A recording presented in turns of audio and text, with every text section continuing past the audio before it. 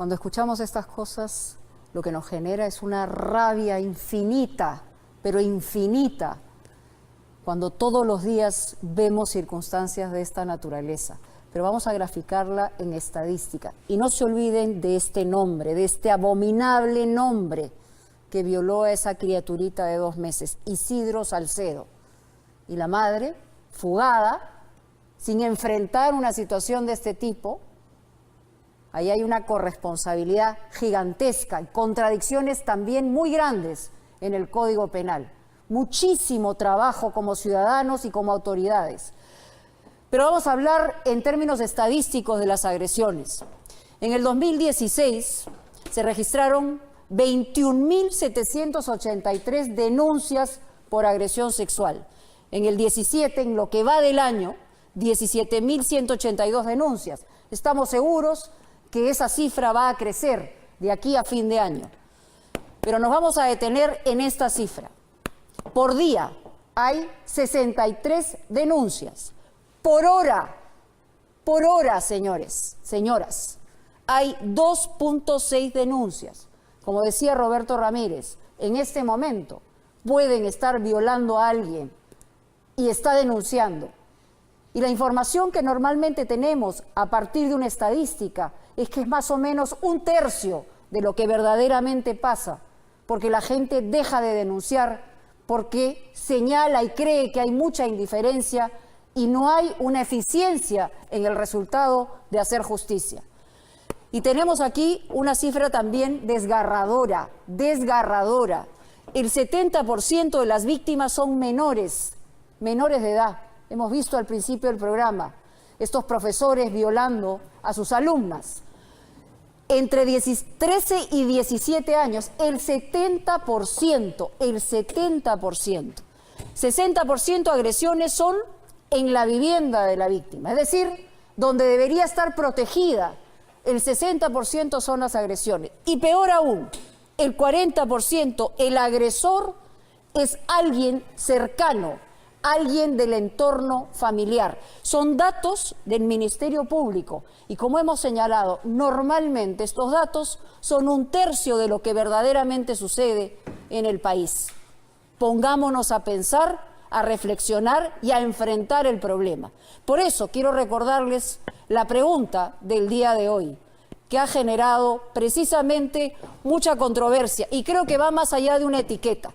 ¿Estás o no de acuerdo con el polémico hashtag Perú, país de violadores? Las respuestas en @latina_.pe. Muy bien, vamos a seguir hablando sobre este tema porque la verdad es terrible tener que afrontar una situación de esta naturaleza porque, claro, se visualiza en todo, ¿no?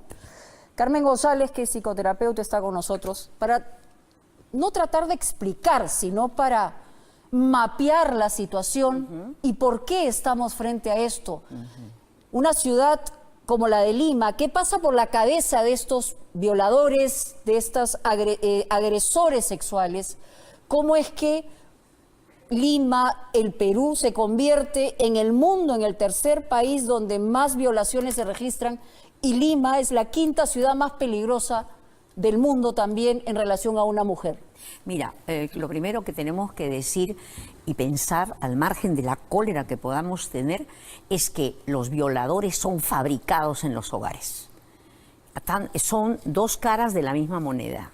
Aunque no resulte políticamente correcto, hay que decir que no es casualidad de que una mujer escoja uno de estos personajes.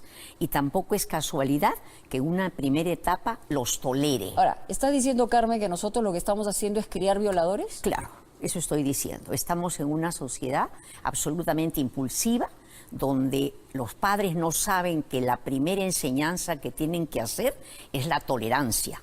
El ser humano no nace persona, se vuelve persona cuando controlas tus impulsos. Tenemos un cerebro que es 25% reptil y entonces estas personas no tienen la capacidad de pensar. El pensamiento está en solo 20%, el 55% es emocional y el que actúa es 25%, el cerebro reptiliano. Pero digamos, aterrizando, ¿qué es lo que hacemos padres y madres para, según esta mirada o este enfoque, estamos criando violadores. Claro, lo primero esta es una sociedad impulsiva, donde al niño se le enseña por miedo.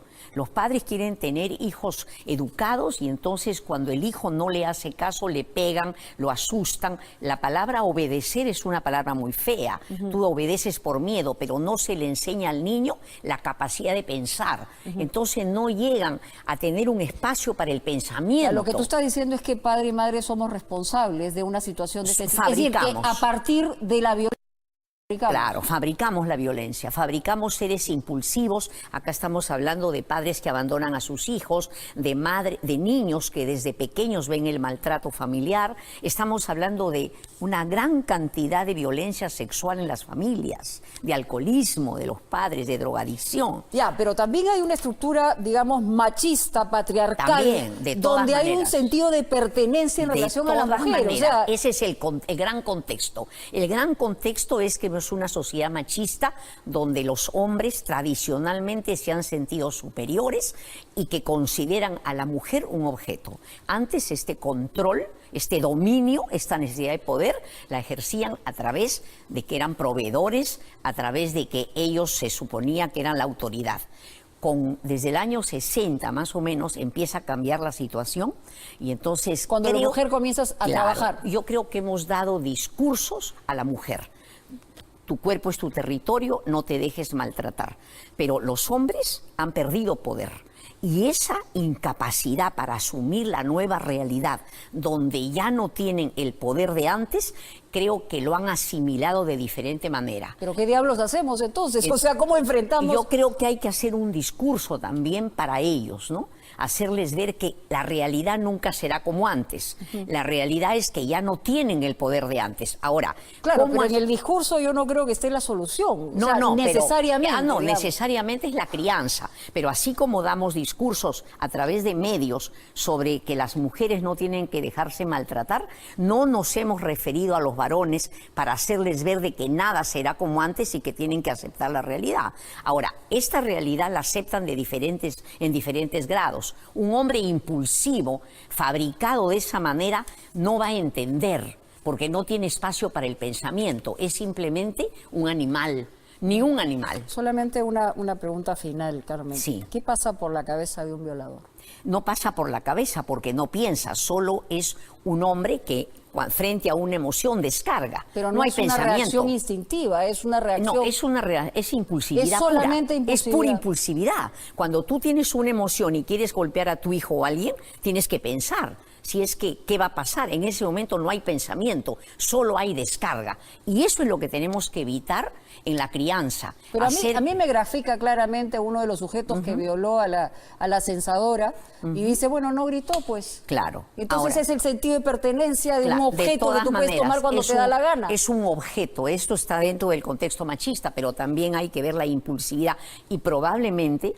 También te quería decir, porque estabas hablando de las violaciones, que no a cualquier niña violan. Violan a la niña que ven sin baja autoestima, la ven tímida. Pero hablamos de una criaturita de 2 meses. No, en ese caso es un afán de destruir a la criatura. Es una agresificación, eso no es sexualidad, es la agresificación de la sexualidad. Es utilizar la sexualidad para canalizar una destrucción a la criatura. Bien, muchas gracias por estar con nosotros. Es un tema muy profundo, estructural, que tenemos que... Pero la crianza es que la forma de prevenir. Definitivamente. Bueno, esta semana ha sido particularmente violenta en todo sentido y vamos a presentar este reportaje de Fabricio Escajadillo de una muchacha de 22 años que asesinó a 2 personas en una sola noche. A una de ellas porque no le sirvió en un chifa suficiente pollo y a la otra porque la piropeó o, según ella, la acosó. ¿De quién hablamos? De alias La Gata, Shirley Silva Padilla. Esta muchacha que hoy está arrestada, que no muestra ningún signo de arrepentimiento y que aparentemente tiene un perfil psicopático.